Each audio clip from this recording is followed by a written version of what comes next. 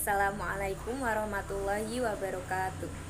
Perkenalkan, nama saya Lia Fatima Azahro. Saya akan memberi tanggapan mengenai presentasi yang telah dipaparkan oleh teman saya, yaitu Muhammad Rifai, tentang perjanjian pernikahan menurut kompilasi hukum Islam. Berikut adalah link dari video hasil presentasi teman saya yang diupload di media sosialnya. Tanggapan saya mengenai hasil presentasi dari teman saya Muhammad Rifai tersebut, yaitu mengenai perjanjian pernikahan, tidaklah sesuai dengan perjanjian pernikahan menurut kompilasi hukum Islam. Ada dua kemungkinan dari fakta yang diberikan atau yang dipaparkan oleh Muhammad Rifai tersebut, yaitu yang pertama bisa disebut sebagai hadiah.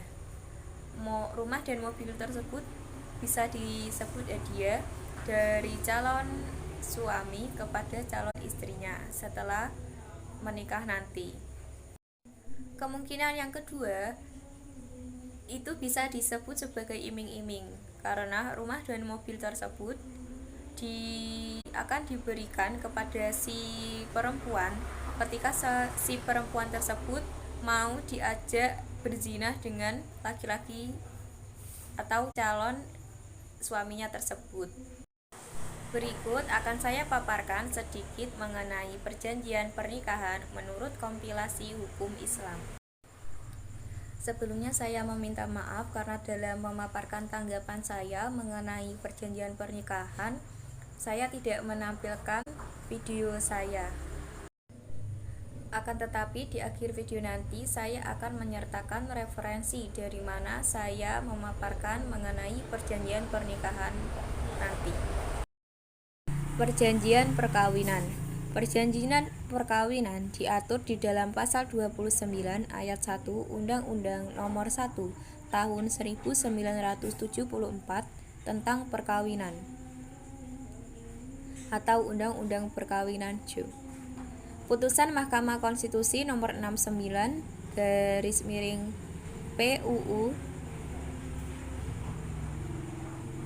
13 tahun 2015 dalam kurung putusan MK nomor 69 tahun 2015, yaitu pada waktu sebelum dilangsungkan atau selama dalam ikatan perkawinan, kedua belah pihak atas persetujuan bersama dapat mengajukan perjanjian tertulis yang disahkan oleh pegawai pencatat perkawinan atau notaris, setelah mana isinya berlaku juga terhadap pihak ketiga sepanjang pihak ketiga tersangkut.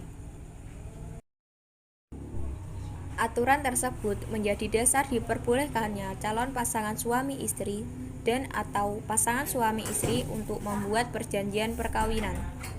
Perjanjian dapat dibuat baik sebelum perkawinan dilangsungkan atau prenuptial agreement maupun selama dalam ikatan perkawinan atau postnuptial agreement.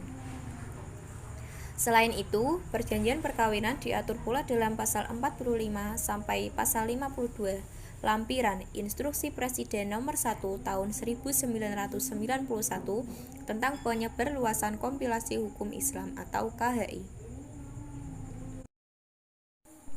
Perjanjian perkawinan adalah salah satu bentuk dari perjanjian yang dibuat antara satu pihak dengan pihak lainnya. Sebagai suatu perjanjian, maka perjanjian perkawinan termasuk ke dalam aspek muamalah. Dalam hal muamalah, pada dasarnya para pihak bebas melakukan perbuatan apa saja, selama perbuatan tersebut tidak dilarang menurut hukum Islam. Hal ini sesuai dengan kaidah fikih muamalah kontemporer bahwa hukum asal praktik muamalah adalah boleh dilakukan, hingga ada dalil yang menunjukkan hukum kebalikannya.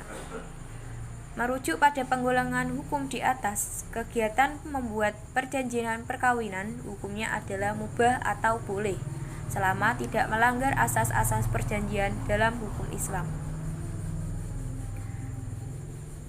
Hal tersebut juga sesuai dengan ketentuan dalam pasal 45 KHI yang mengatur sebagai berikut.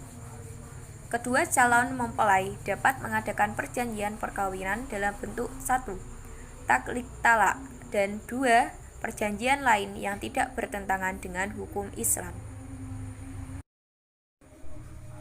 Selanjutnya yaitu bentuk perjanjian perkawinan dalam hukum Islam.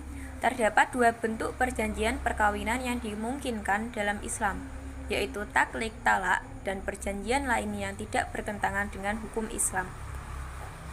1. Taklid talak.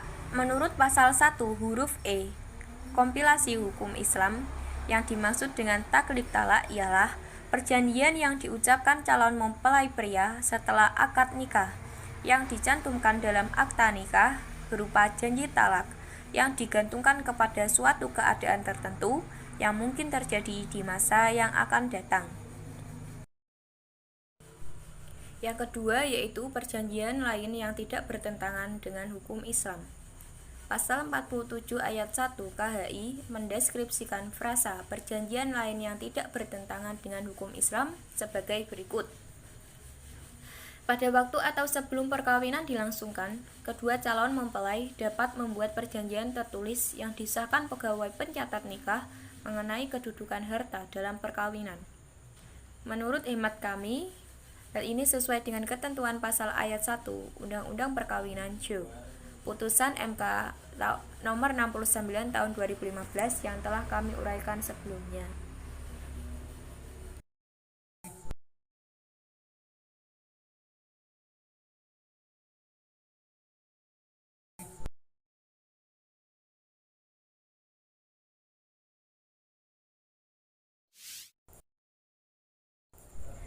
Selain itu, kedua belah pihak juga dapat mengadakan ikatan hipotek atas harta pribadi dan harta bersama. Sesuai dengan ketentuan pasal 47 ayat 3 KHI, yaitu di samping ketentuan dalam ayat 1 dan 2 di atas, boleh juga isi perjanjian itu menetapkan kewenangan masing-masing untuk mengadakan ikatan hipotek atas harta pribadi dan harta bersama atau harta syarikat. Selain mengatur mengenai harta, perjanjian perkawinan juga dapat mengatur hal-hal tambahan seperti hak dan kewajiban suami istri, pengaturan poligami, hak asuh anak, dan lain-lain. Apakah isi perjanjian perkawinan boleh Selain itu, kedua belah pihak juga dapat mengadakan ikatan hipotek atas harta pribadi dan harta bersama. Selain itu, kedua belah pihak juga dapat mengadakan ikatan hipotek atas harta pribadi dan harta bersama. Sesuai dengan ketentuan pasal 47 ayat 3 KHI, yaitu di samping ketentuan dalam ayat 1 dan 2 di atas, boleh juga isi perjanjian itu menetapkan kewenangan masing-masing untuk mengadakan ikatan hipotek atas harta pribadi dan harta bersama atau harta syarikat. Selain mengatur mengenai harta, perjanjian perkawinan juga dapat mengatur hal-hal tambahan seperti hak dan kewajiban suami istri, pengaturan poligami, hak asuh anak, dan lain-lain.